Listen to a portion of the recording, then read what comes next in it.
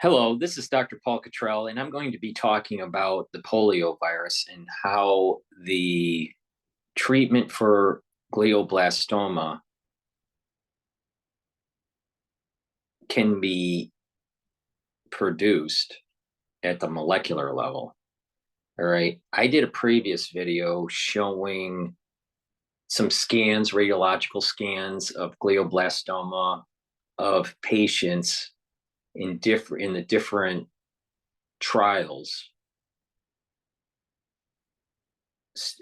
trial 1 through 5, and some of the complications that may arise from that. So please refer to that video. But basically the idea is that someone would have a tumor, a glioblastoma,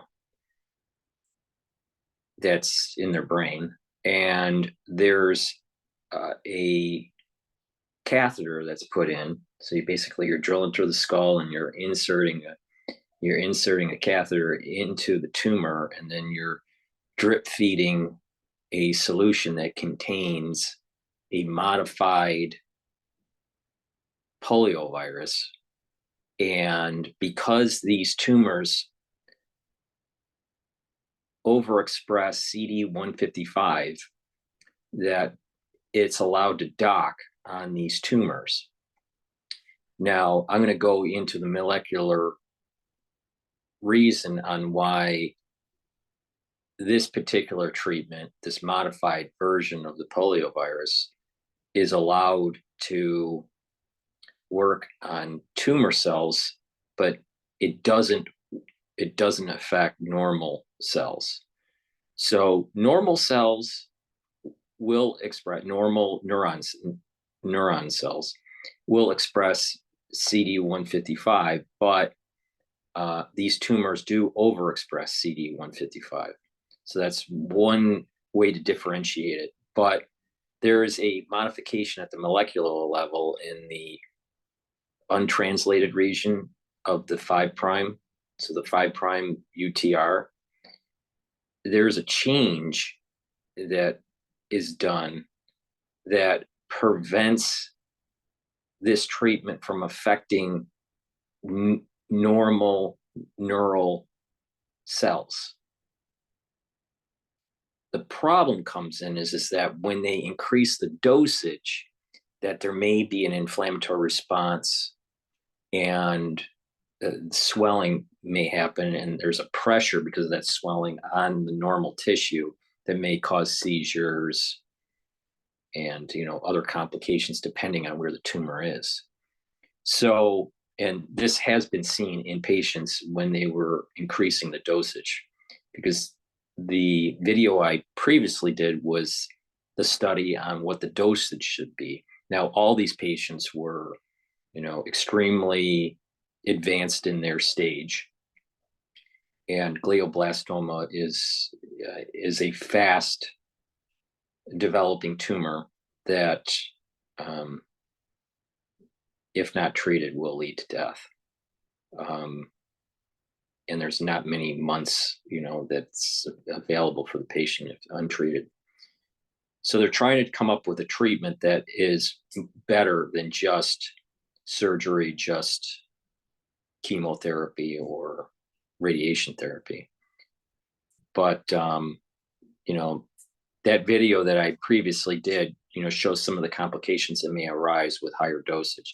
The purpose of this video is to go into some of the molecular biology. Because of the complexity of this is going to have to be 2 videos, perhaps 3 videos, to really dive into this. But with that said, let's start this. So basically, we have a polio virus, all right? And just to give you a little bit of a primer on the polio virus is, I don't know, around 7,000 or so, a little bit more than 7,000 nucleotides long. It's a positive RNA, and it can lead to individuals that could become paralyzed. Okay. Now,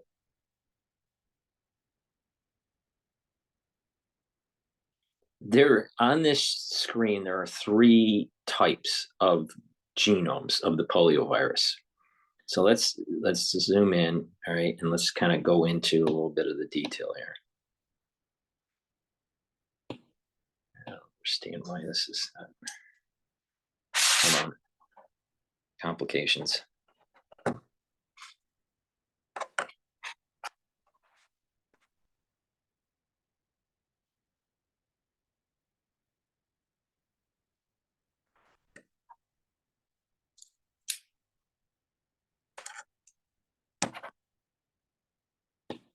Okay.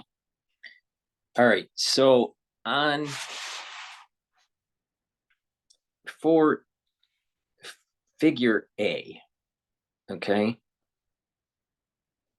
there is just to do some basics here. So you have a 5' and you have a 3' untranslated regions. That's the UTR. Okay. And then you have the open reading frame, which is the bulk of the proteins that are going to be expressed from this messenger RNA. So what you're seeing here is a messenger RNA. This is a messenger RNA. Okay. Now, this region that's really important that I'm going to go into detail is what is called the IRES. All right. Now,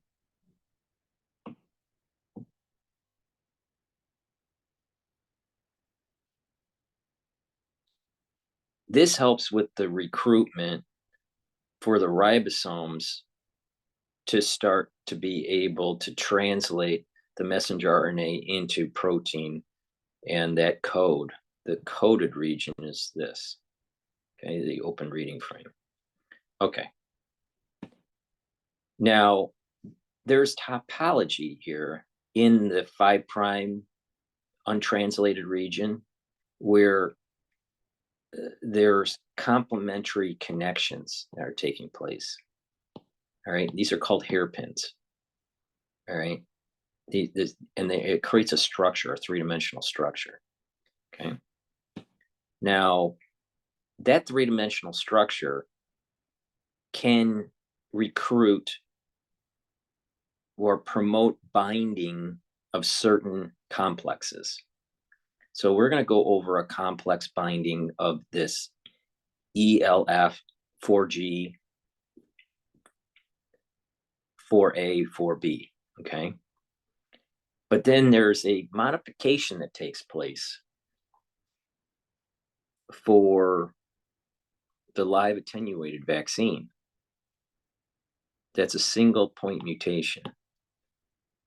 And I believe that point mutation is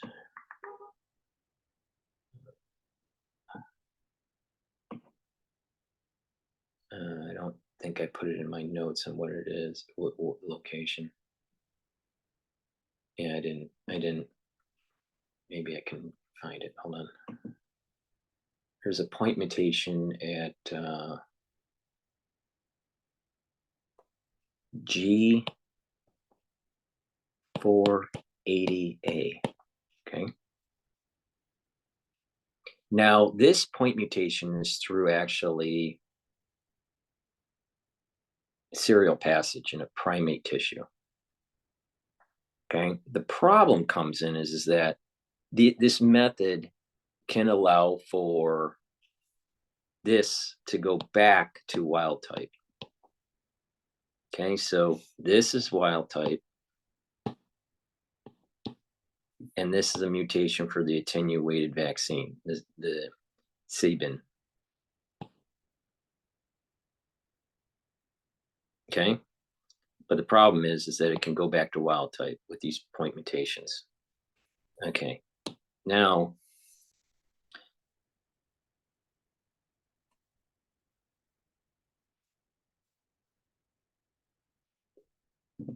the actual treatment for glioblastoma is a modification. in the 5' untranslated region. And this region here is a chimera, and it's a combination of the Sabin, but also the rhinovirus. So this is a chimera, right? And it has a certain property, and I'll go into that. Basically, and I'll go into the details, but basically, this mutation, this chimera allows for it to translate in tumor cells. Tumor, for the glioblastoma, not in normal neurons. Okay. Now, part of the reason is you got to remember in the tumor cells, there's an upregulation of the CD155, but also in the tumor cells, these are tumor cells of the glioblastoma, they also have machinery where it prevents the recruitment of certain things. All right. Oh, I'm sorry. In the tumor cell, let me rephrase that. In the tumor cell, there is an increase in the CD155, and in the tumor cell, there are things in the cell that's going on that allows for recruitment to take place. So in a normal cell, there are inhibitory factors that prevent recruitment in this region. But in the tumor cell, it allows for recruitment, and then it allows for the translation. And then because we have proteins that are taking place for the PVSRIPO, or I'll just call this the glioblastoma treatment, it'll recruit immune cells to start trying to kill the tumor cells. So in the tumor cell, we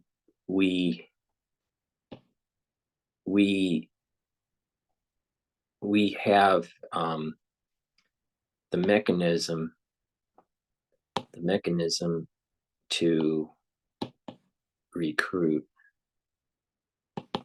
to the IRES, okay? And then that'll allow for proteins to be created. And those proteins are going to start to help to elicit an immune response, and then the immune cells start to kill the tumor. And this is only happening in the tumor cell, not in the normal tissue. Now, normal tissues can be affected when you have too much of a dose of PVSRIPO. Now, remember, this is a poliovirus that's attenuated, but it's a chimera between the Sabin and the rhinovirus. Okay, so higher dose, then it can affect the normal CNS cells because of too much inflammation and pressure, increased inflammation and pressure. Right? Okay, now let's do a whiteboard here.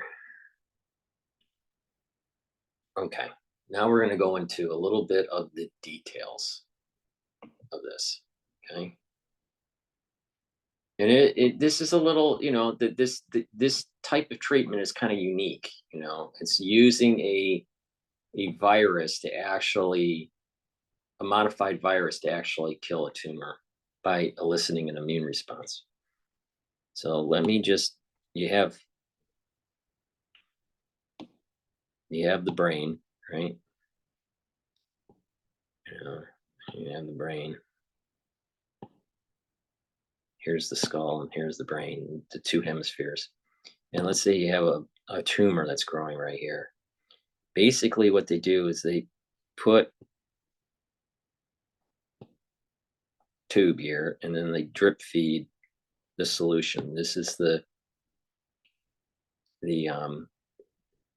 treatment, the PVS, right? PVSRIPO, I think it's called. All right, now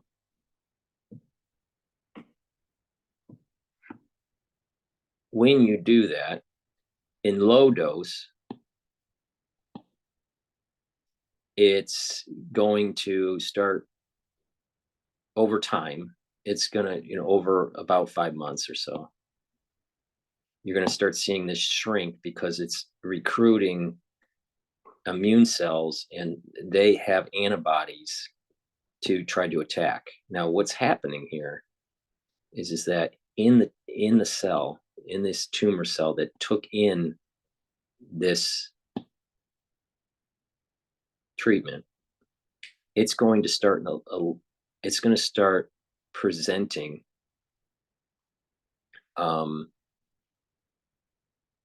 it's going to start presenting proteins from this, certain proteins, and those proteins are going to elicit this MHC2, right? MHC2, and then you're going to start building up antibodies. And then those antibodies are going to go in and start attacking the tumor. Okay, that's basically the idea. In high dose of this treatment, what happens is that it is eliciting antibodies, but it's also eliciting, because it's not just antibodies, you're also increasing interleukins, right? And it's going up in that pro-inflammatory response.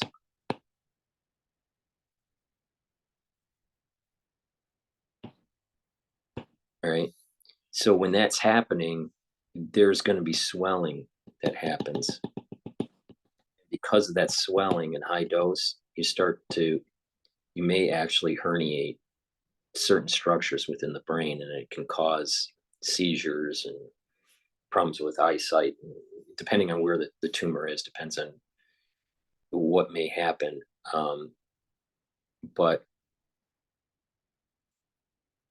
so complications can arise from this. All right.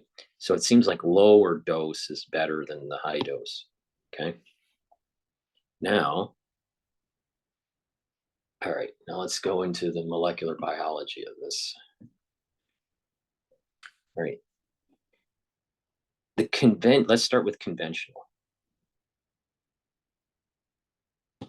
All right, protein synthesis. What really happens? What happens normally in a cell? All right, we have something called EIF4E. Okay, EIF4E.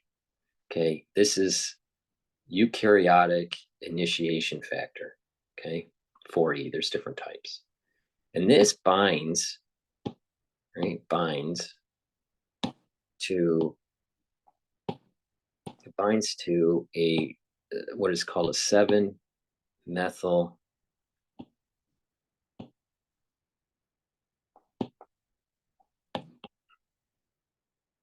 guanidine cap. Okay, and this is at the 5' end of the RNA. Now, remember what I was saying about the UTR, the untranslated region, and the 5' is where the initiations are taking place. Well, this is what's happening. So normally the EIF binds to a certain region on the 5'.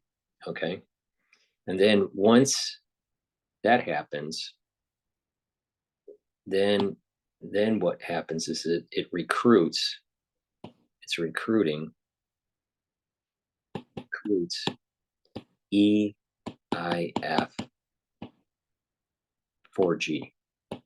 So it needs EIF4E to bind to a 7-methyl guanidine cap, and then all of a sudden it will start recruiting EIF4G. Now this is going to be important. And then what happens then is that it builds up this complex called EIF4G 4A 4B, and that you saw on the picture that I showed you. Okay, now this is a helicase complex. What this does is it's what this is doing is it's scanning at the 5' UTR region. It's scanning and it's unwinding. Now you got to remember that there's a 3-dimensional structure for the 5' UTR. So this is kind of helping to kind of unravel it a little bit.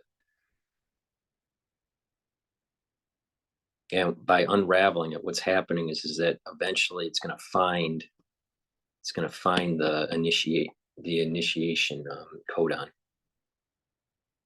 Initiation codon. Okay.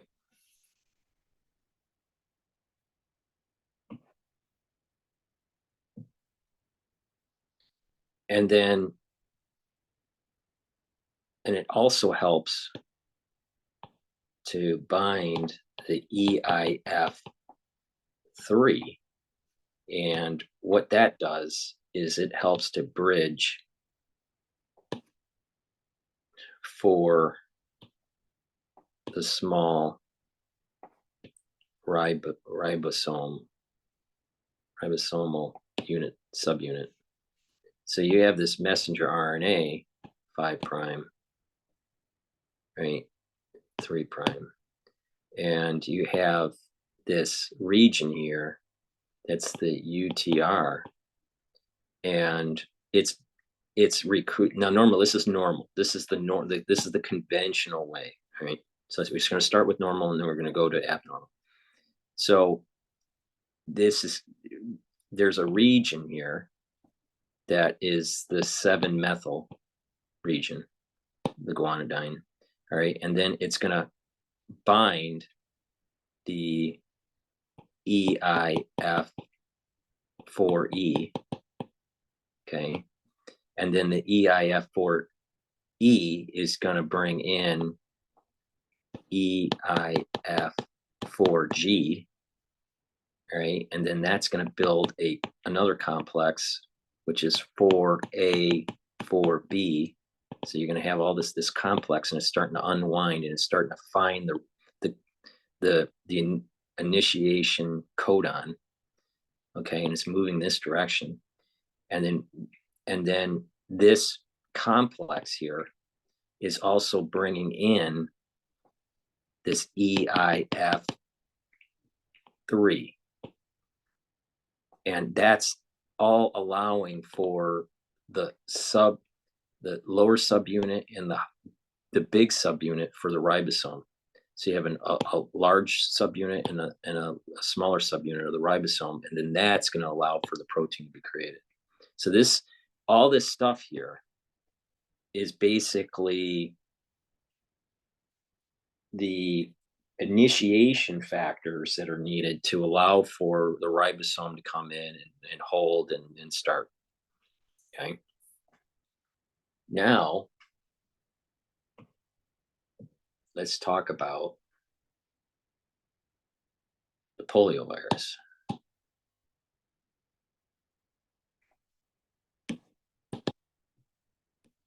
Some people don't like my handwriting, but I really don't care.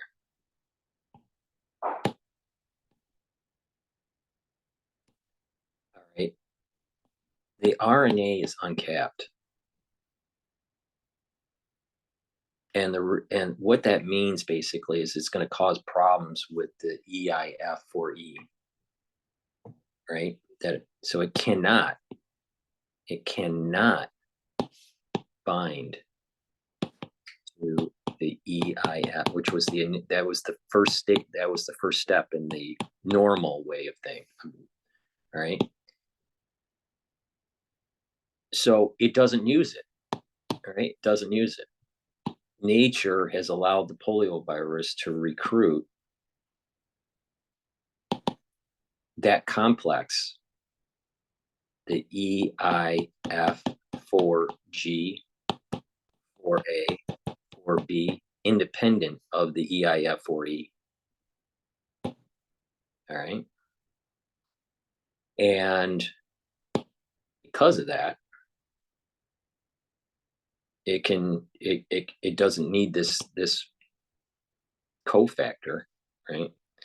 It can recruit this directly, and this will bind to the 5' UTR region. This is this RES region. That's really important. Okay.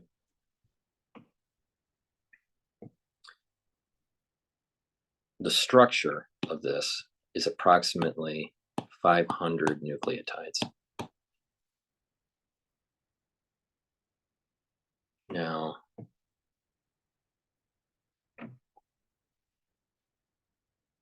in normal cells, normal neurons, right?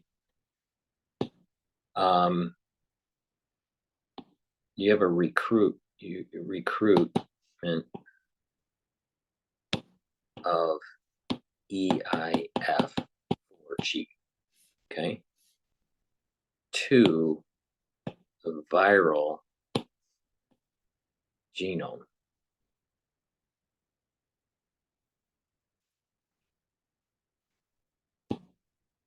In normal neurons, there's this EIF4G viral recruitment.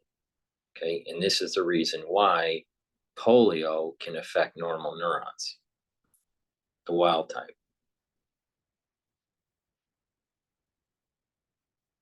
Now, if you substitute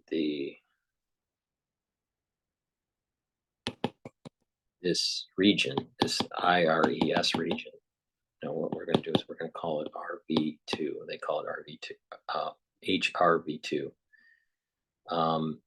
Then what's going to happen is that you're preventing, if you substitute this region, you're breaking this connection. So what you're doing is you're eliminating the ability of EIF4G recruitment.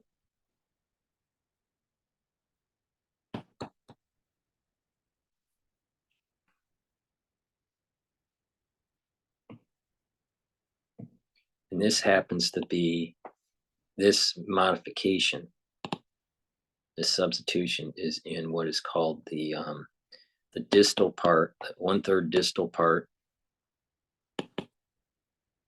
of the IRES in the 5 UTR, the 5' UTR. And this is in domain 5 and 6.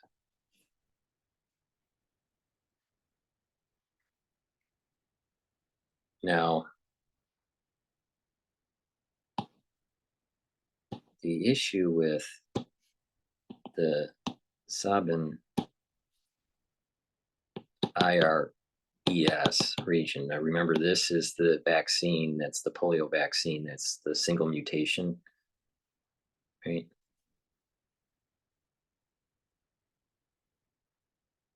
Now, the issue with this like I said, was that that point mutation that you have a point mutation, and it can revert back to wild type.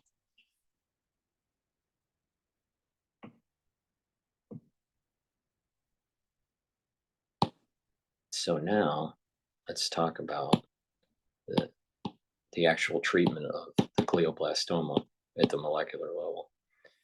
All right, so what happens is that the neural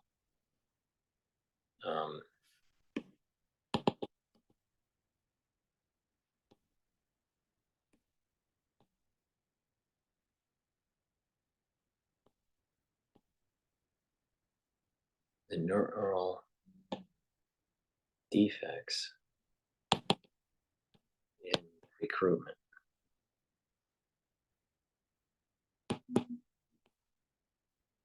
Because we want to, the whole point here is that make a treatment where it's not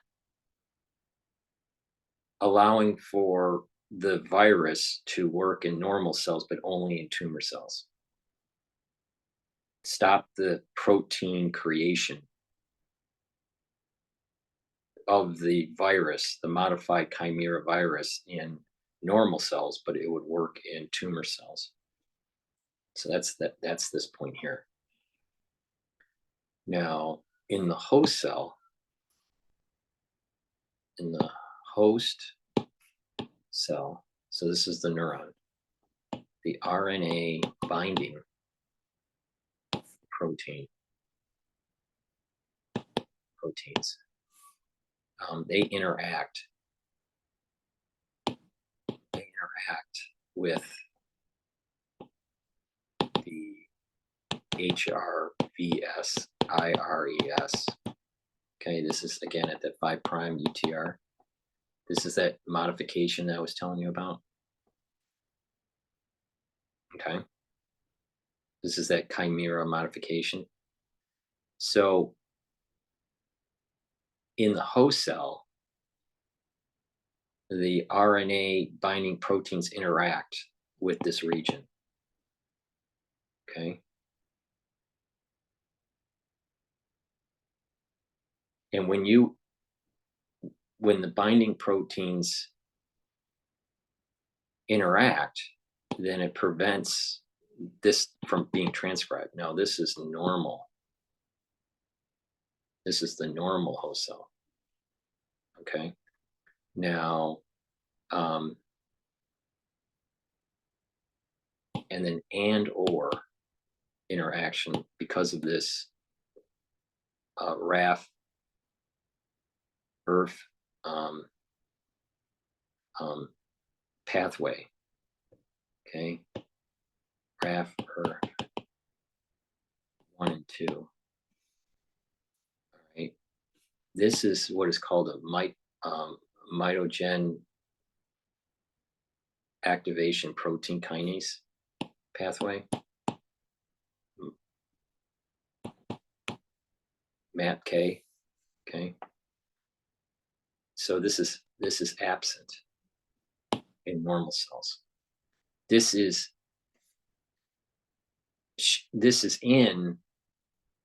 activated in tumor cells, but not it's absent in normal cells.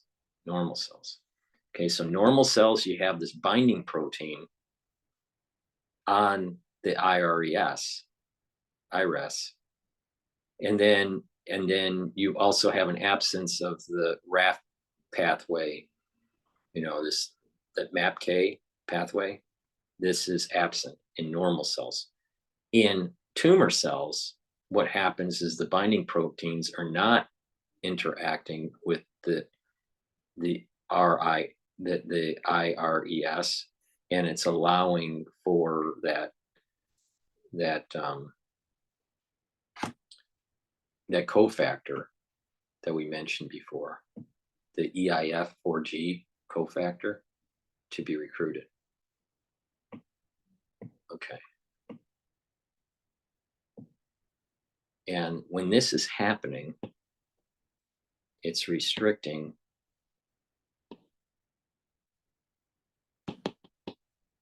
ribosome recruitment. So when this is absent, it's restricting the ribosomal recruitment. When it's active, it is bringing the ribosomal recruitment. And that's the reason why this would work.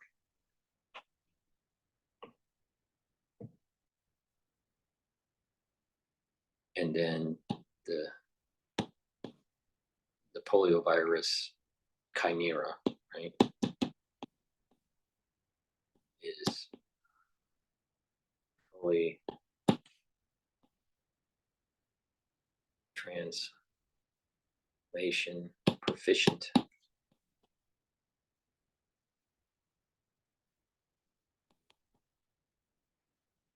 In tumor cells. All right. All right. So let's go back. All right. VISP, clear it. PVSRIPO. This is the treatment for the glioblastoma. All right.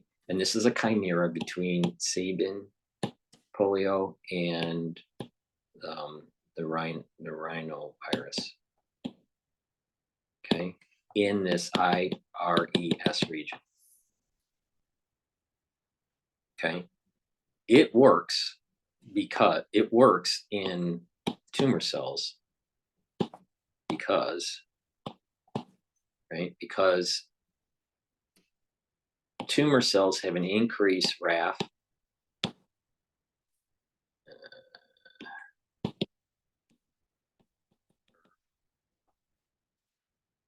1 and 2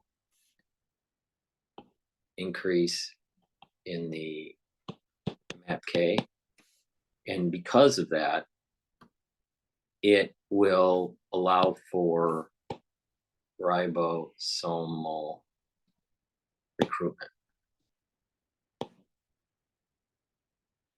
All right, and then that will lead to increased protein,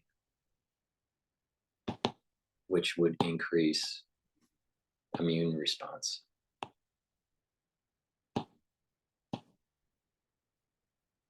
Which would kill tumor. Okay. So the treatment for the glioblastoma is this chimera virus. And the reason why is that the RAF-ER pathway is upregulated in the tumor cell, in the glioblastoma, not in the normal cells, and the ribosomal recruitment. In addition, you also have less in the tumor cell, and you have a decrease in RNA binding protein in the RBS 5' UTR in tumor cells, right? In the tumor cell. All right, which this will allow for the EIF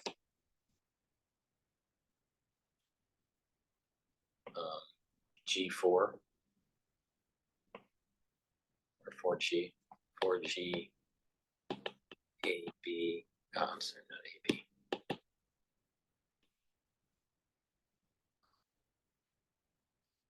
4A, 4A, 4B complex to bind, and then that also increases the ribosomal recruitment,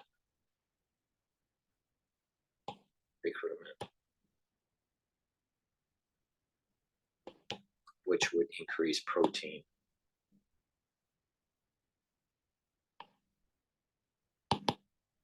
Of the virus, which would increase the immune response,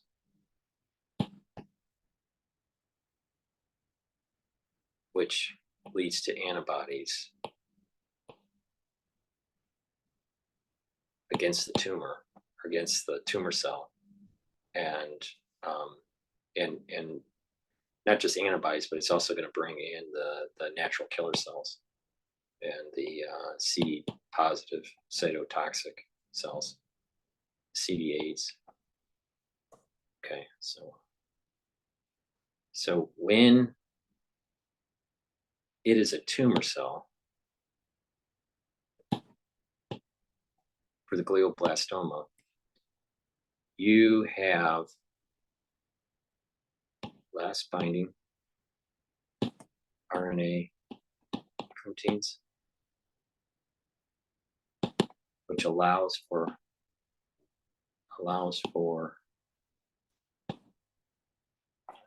EIF4G binding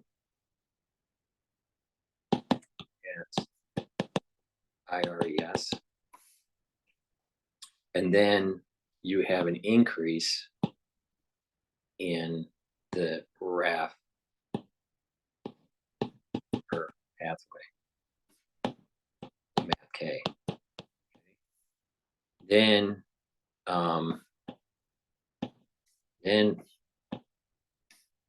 what will happen is that the proteins in the cell, the proteins for the virus, this PVSRIPO, right, proteins start to increase, right, and that will elicit an immune response, and that will, one, it will increase antibodies. It will increase CD positive, CD8 positive cytotoxic cells, and then it will also bring in the natural killer cells. All these will start to kill the tumor, not normal cells. Okay, so let's review again. Okay, so there is a tube that is drilled basically in the skull and put into the tumor. What happened? Oh, I think I just deleted it. There we go. All right, so there is a solution that's put into this tube that's feeds right into the tumor, and they drip feed this about, I don't know, 8 hours to maybe 12 hours, right? Maybe even 6 to 12, depending on the size of the tumor. All right, but it's slowly dripped in. All right, and then it takes several months to actually see recession in the tumor. And when you have low dose, it's more effective than the high dose. Now, what happens in the high dose is that there's more inflammation and swelling in the brain and causing side effects, potentially even death, because of the herniations that can take place depending on how much of swelling is taking place. All right, and so it's bringing in antibodies, it's bringing in natural killer cells, it's bringing in the CD positive cytotoxic cells. There's, the interleukins are pro-inflammatory interleukins. This whole pro-inflammatory response is starting to increase. Okay, now then we talked about the conventional, what's the conventional way of the protein to be synthesized in a normal cell. It's the conventional way. All right, well, you normally need this EIF4E cofactor, and that will bind to a 7-methyl guanidine cap that's on the 5' end of the RNA. That will recruit something called EIF4G, okay? And then that will help to build this helicase complex, which is called EIF4G4 4A4B. This right here will help with the binding of an EIF3, which helps to bind the small part of the ribosome that's binding to the messenger RNA. In addition, this helicase complex is also scanning and looking for the actual initial codon. All right, and it helps with the unwinding of this topology that I mentioned before. Now, with the poliovirus, it is an RNA it's uncapped. Okay, so it doesn't have the 7-methyl, doesn't have the 7-methyl guanidine structure. Okay, so it can't recruit the EIF4E. Right? It can't bind.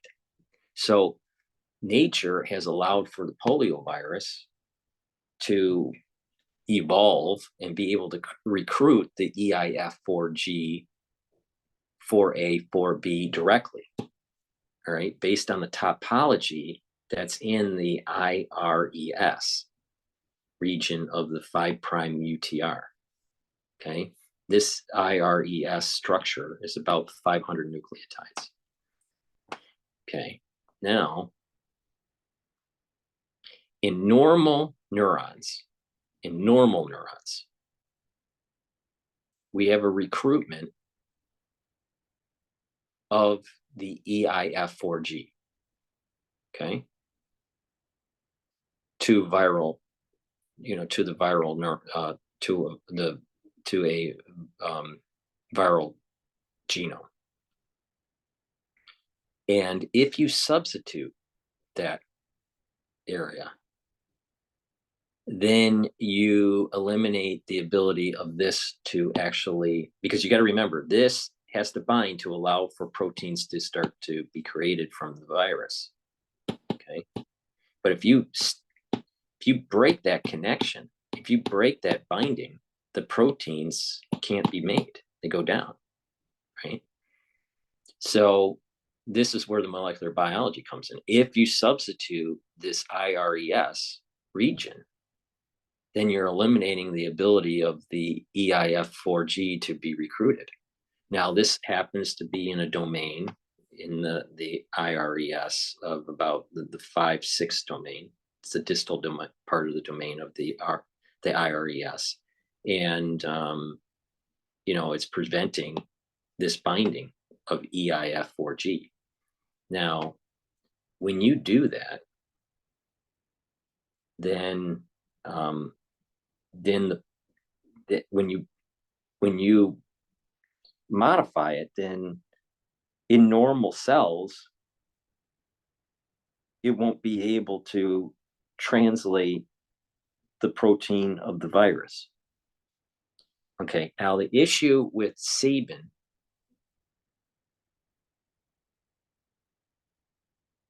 is that it's a point mutation. And that point mutation can go to a wild type, okay? So the idea is, okay, how do you make it more robust? So it's modifying the Sabin poliovirus and making a chimera with the rhinovirus. Okay, that's this. So that's the PVSRIPO, all right? Now,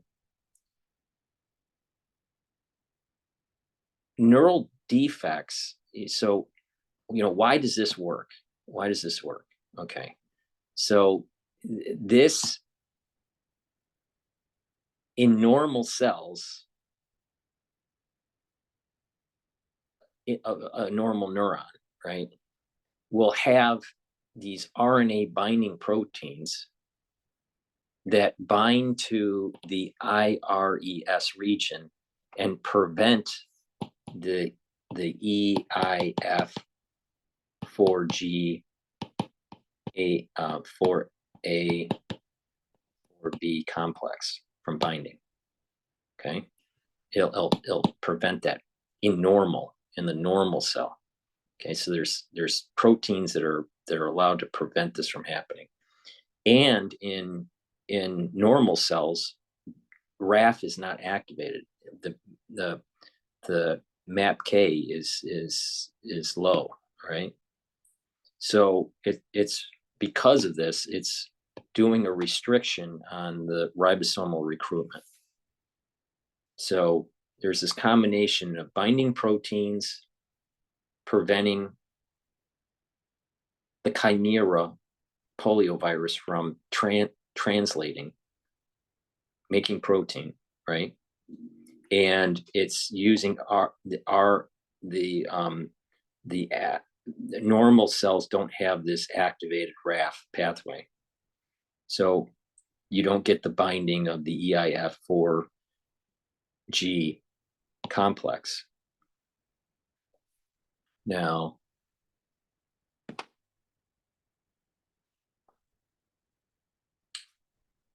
in tumor cells, that's different, because in tumor cells, you have increased RAF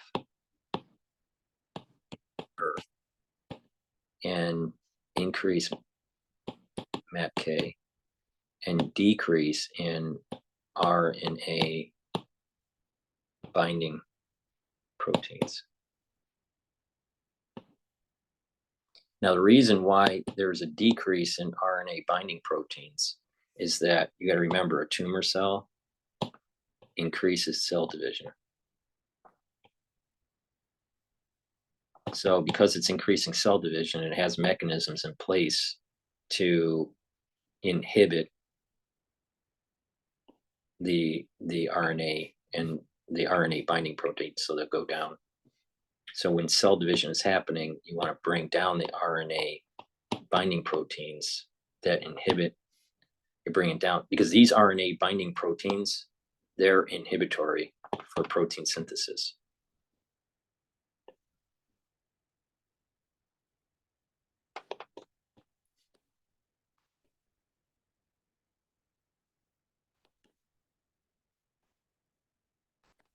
All right, now,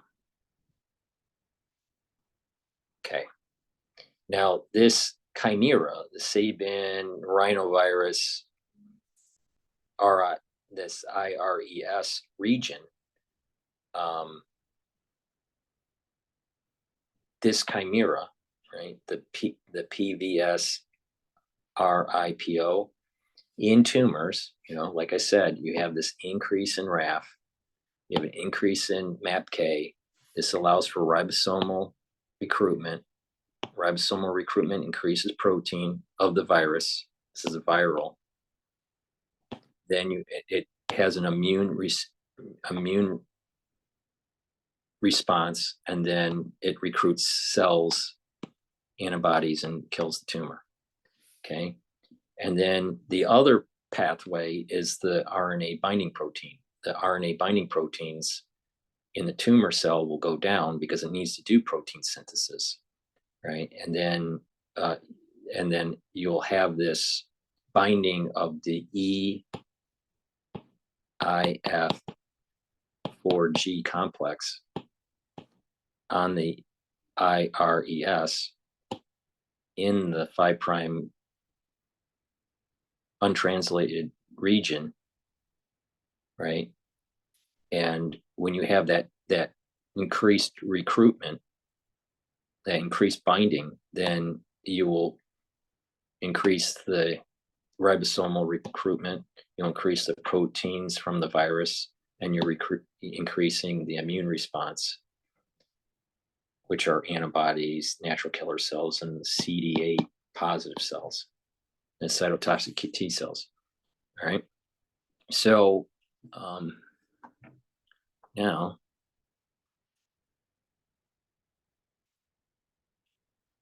and this is just a repeat of what I just said in the tumor cell. What's going on here? Now, I want to go back to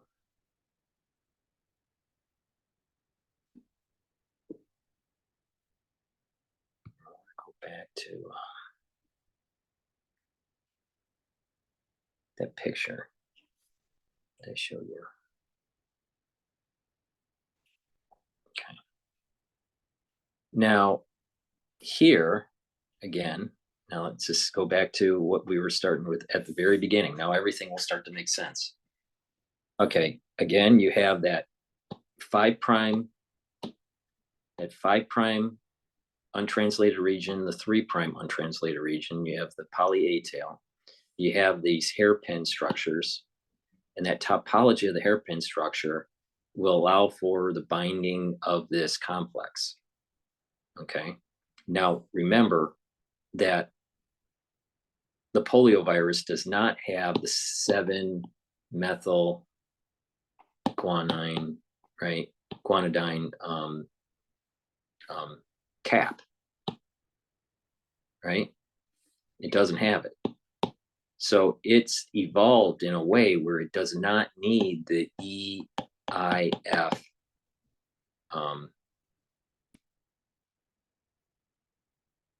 it doesn't need the EIF for, what was it?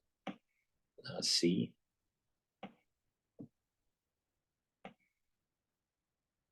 For E. It doesn't need it. And it can recruit this directly. Okay, that's the wild type. Okay, I believe this was isolated from a fecal matter of a healthy child. I think that's the history of that. Then once this binds, then it's starting to recruit the ribosome. You know, it's scanning for that initial codon, and then it's also recruiting cofactors for the lower part of the ribosome. So you have the upper part of the ribosome, the lower part of the ribosome, and it'll start to create protein. Create the protein by the coded frame, this open reading frame, the coded region. Okay, so we clear that. Now, the Sabin live attenuated, this is a single point mutation. Okay.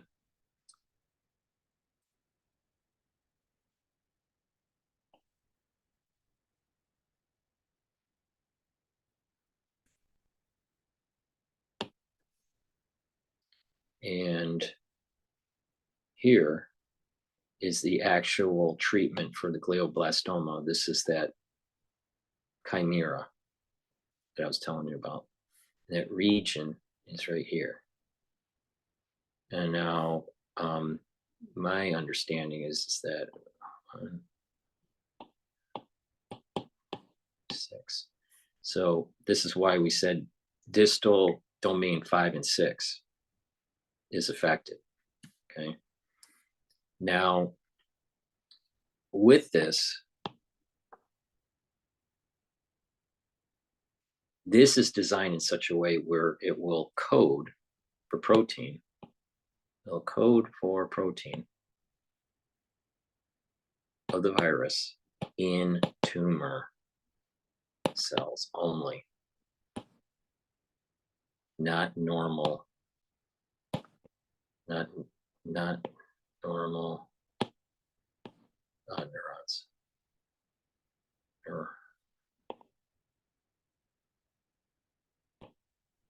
Okay, it's only in the tumor cell. Now, why is that? Well, it is because you have a decrease in the RNA binding proteins that inhibit, these binding proteins inhibit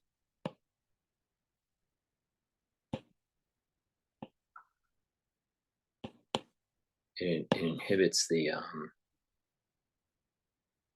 that complex, that EIF4G, right? Complex. Well, in the tumor cell, it reduces that. So that basically means that you're going to have increased EIF4G recruitment. When you have increased EIGF4G recruitment, then you're going to have increased protein production of the virus, of this chimera virus.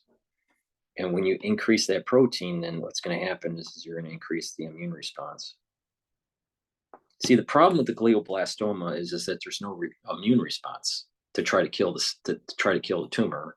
The idea is to create an immune response to bring in the natural killer cells, bring in antibodies, and bring in the CD8 positive cells, right? And then you start killing off this tumor. So hopefully that gives you a better idea of using something that could harm you, but if it's modified in such a way, it could actually be a targeted therapy for such as glioblastoma. Now, I think that was kind of an interesting take on it. I'm going to do another video to go into some of the receptor aspects to this.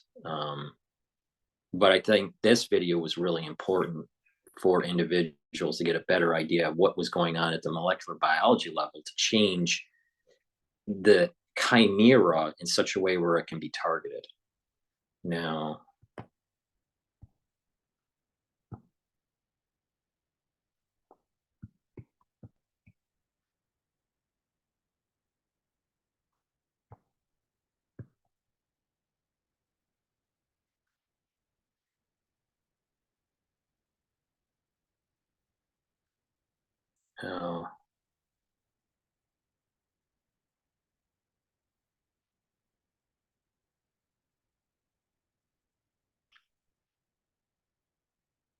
to help support my work, please go to my website. It's the-studio-reykjavik.com.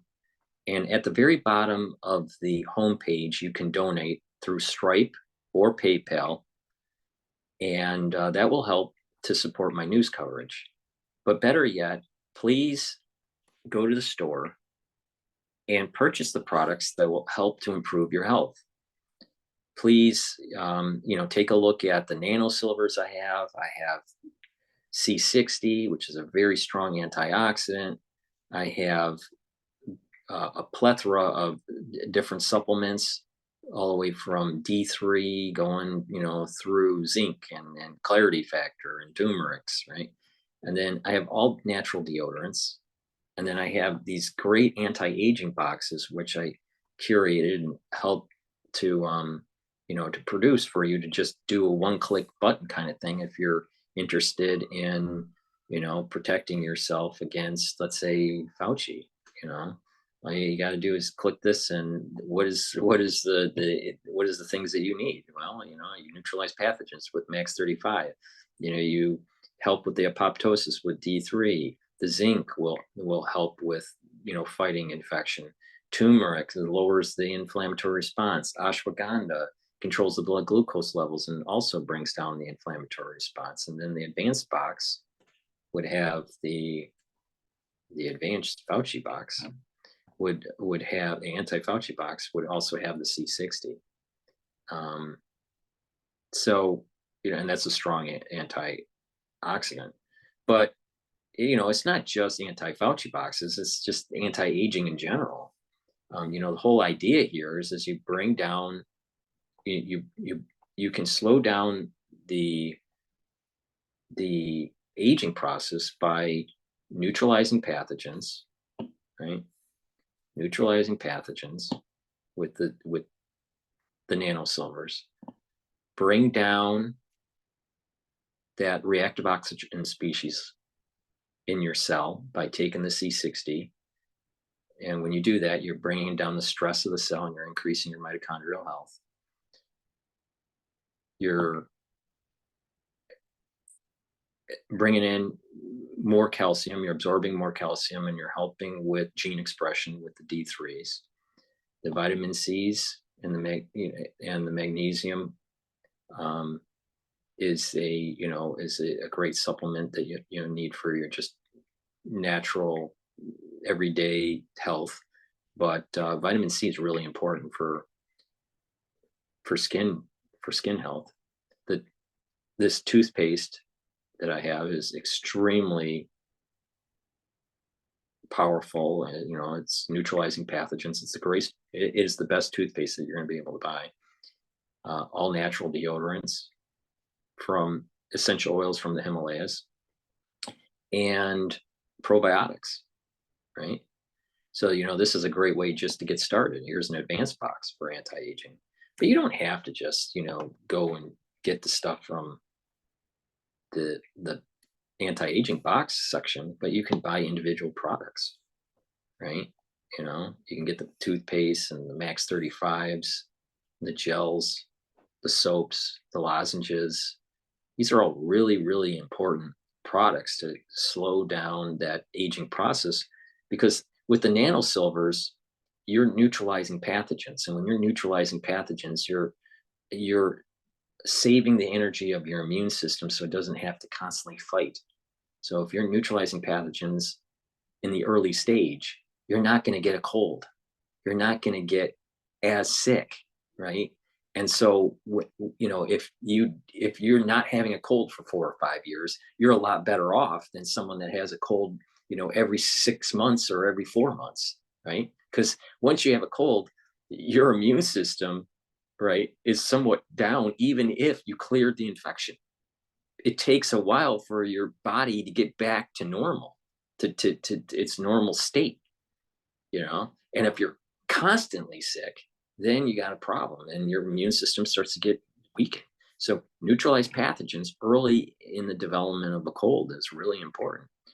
um, I have really excellent soaps, excellent quality soaps, and the lozenges. We're in the cold season right now, so it's really important to get those multivitamins and neutralize the pathogens with the liquid nanosilvers like Max 35 or Max 14, or even the pH balance alkaline silver solution. Now, C60, I offer it in 2 ounce, 4 ounce, and 8 ounce in avocado or coconut oil. It's a very strong antioxidant. I take a teaspoon of it a day, and you get the best benefits if you're taking it on an empty stomach, the best absorption. And what will happen there is that you're going to reduce the reactive oxygen species in the cell. You're going to bring down that stress, and you're going to improve the mitochondrial health of the cell. You're going to get more energy, and you're going to start seeing that the cells that are in your body are going through less necrosis. You're aging less, all right? Over time, you're going to see that. Now, not only that, if you take it before you work out, you'll notice a huge benefit in terms of recovery. Now, the boomer products, I have a lot of them. D3 helps with gene expression and helps to absorb calcium. It also helps to get rid of cells through apoptosis. Vitamin C, really important for your skin. Omega-3, really important for your cardiovascular health. Ashwagandha, to control your blood glucose levels. Good night formula has tryptophan and melatonin in it. This is going to allow you to get into those 3 REM sleeps that you need to solidify memory and to reduce cognitive dysfunction. The probiotics, that's going to help with being able to have proper absorption, and you're going to have a better metabolism.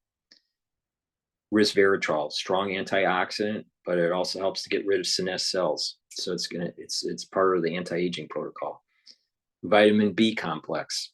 These are cofactors that you need for different metabolic processes, especially in the electron transport chain.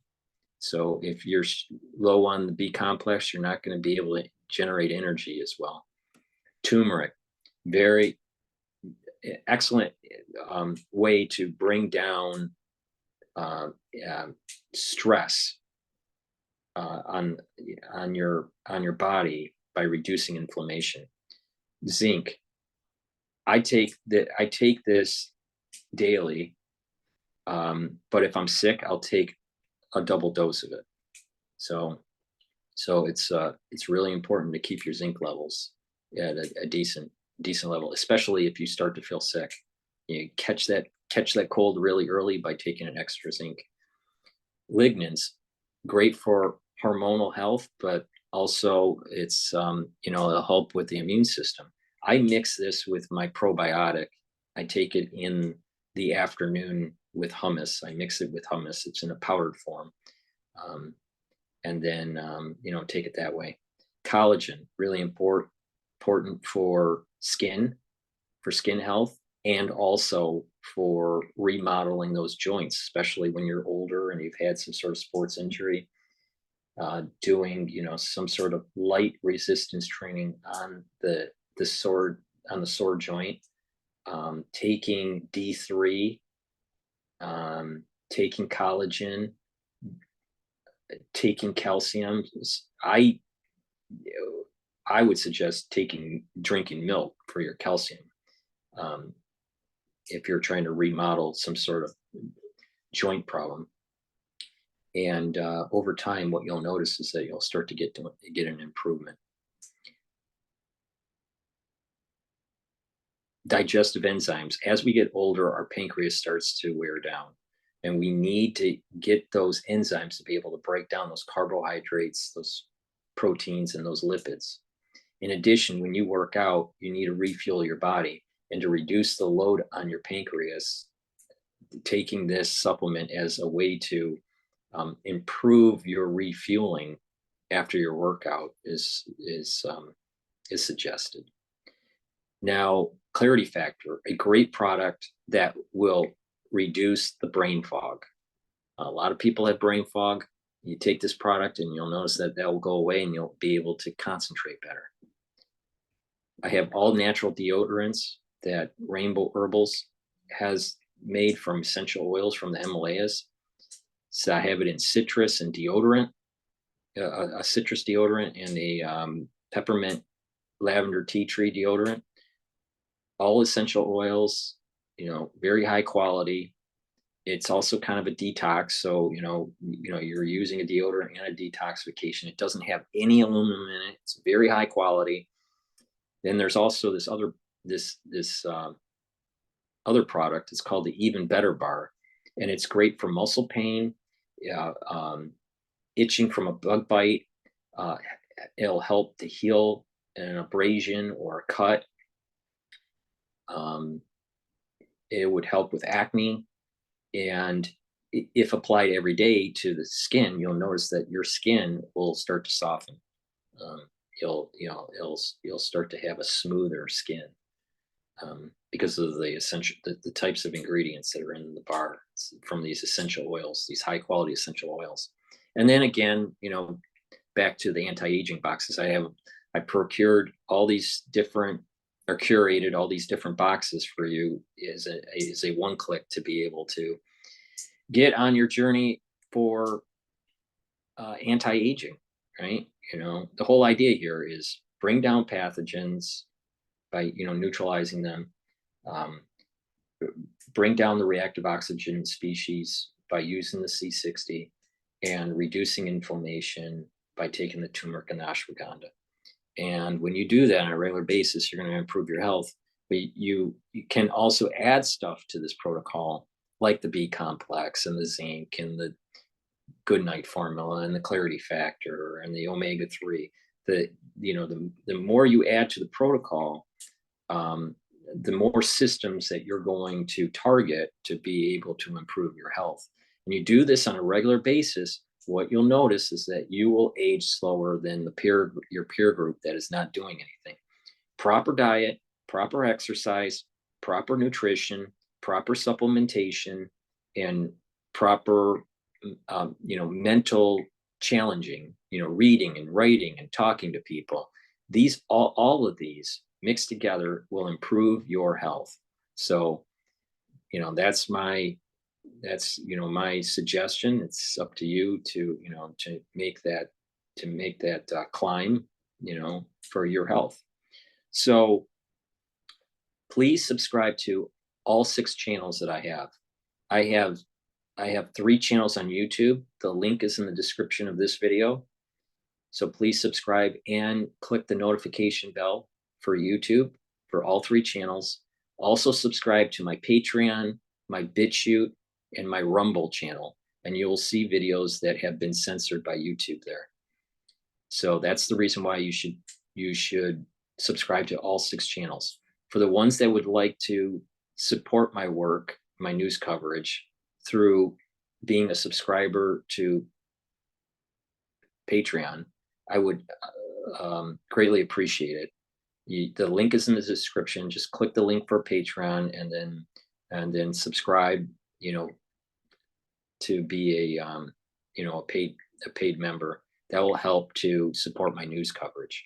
You can also donate through Buy Me a Coffee. The link is in the description, and that will help to cover my news. Now, take my advice, please. I have a lot of neat information and unique perspectives on different topics, not just on the science realm or the medical realm, but also on the financial realm and just overall news and different perspectives on things. So I greatly appreciate the people that watch, and I greatly appreciate the people that share the links and share articles and stuff with me behind the scenes, in the emails. So thank you for your support. Make sure, please, get the products from the store and help get healthy and maintain that health. Follow my lead and follow my advice, and you'll start to see the benefits. It's high quality products, and if you want to invest in yourself and have a more vibrant life, then I highly recommend to follow the protocol. Thank you for listening. Thank you for supporting, and have a nice day.